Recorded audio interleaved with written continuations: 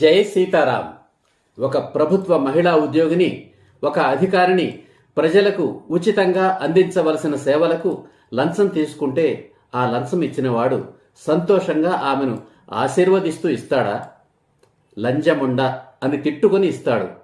తనకు తెలిసిన వాళ్ళందరితోనూ ఆ లంజముండకు లంచం ఇస్తేనే కాని పని చెయ్యదు అని తిట్టి మరీ చెబుతాడు.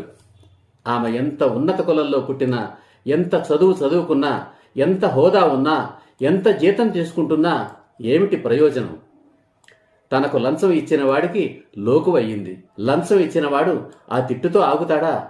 ఇంకా చెప్పలేని విధంగా తిడతాడు.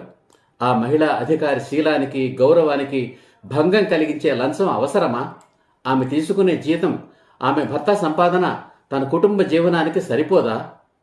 అదే ఒక ప్రభుత్వ పురుష ఉద్యోగి లంచం తీసుకున్నాడు అనుకుందాం. లంచం ఇచ్చినవాడు ఆ ఉద్యోగిని ఏమని తిట్టుకుంటాడు? మొదటి తిట్టు లంజ కొడుకు అని.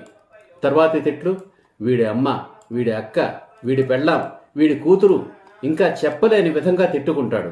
తనకు తెలిసిన వాళ్ళందరితోనూ ఆ లంజ కొడుకు లంచం ఇస్తేనే గాని పని చెయ్యడు అని తిట్టి మరీ చెబుతాడు. ఆ అవినీతి అధికారి ఎంత ఉన్నత కులంలో పుట్టినా, ఎంత చదువుకున్నా, ఎంత హోదా ఉన్నా, ఎంత జీతం తీసుకుంటున్నా ఏమిటి ప్రయోజనం? తనను కన్న తల్లి, కట్టుకున్న భార్య, తోడబుట్టిన అక్క చెల్లెళ్ళు, తాను కన్న కూతురు, ఇంతమంది స్వంత మహిళల శీలాలకు, ఆత్మ గౌరవానికి భంగం కలిగిస్తున్నాడు ఆ అవినీతి అధికారి.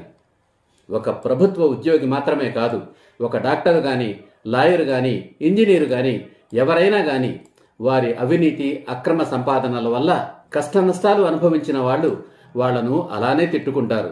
మహిళలైతే వాళ్లనే తిడతారు, పురుషులైతే వాళ్ళ ఇంటి స్త్రీలను తిడతారు.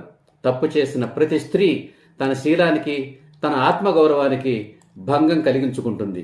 తప్పు చేసిన ప్రతి పురుషుడు తన ఇంటి స్త్రీల శీలాలకు, గౌరవాలకు భంగం కలిగిస్తున్నాడు. పురుషుల అక్రమ అవినీతి సంపాదనకు పరస్త్రీల పొందు తప్ప మరో ప్రయోజనం లేదు. మరి స్త్రీల అవినీతి అక్రమ సంపాదనకు ప్రయోజనం ఏమిటి? ఏమీ లేదు. స్త్రీలకు అసలు డబ్బుతో ప్రయోజనం ఏమిటి? ఏమీ లేదు. స్త్రీల సంపాదన కూడా పురుషుల దురలవాట్లకే ఉపయోగపడుతుంది. ఇంకో కోణంలో చూద్దాం. ఎవరైనా ధర్మబద్ధంగా డబ్బు సంపాదిస్తే దానిని పొదుపుగా ఖర్చు చేస్తాడు. అవినీతి మార్గంలో సంపాదించిన ధనాన్ని ఏం చేస్తాడు? విలాసాలకు ఖర్చు చేస్తాడు.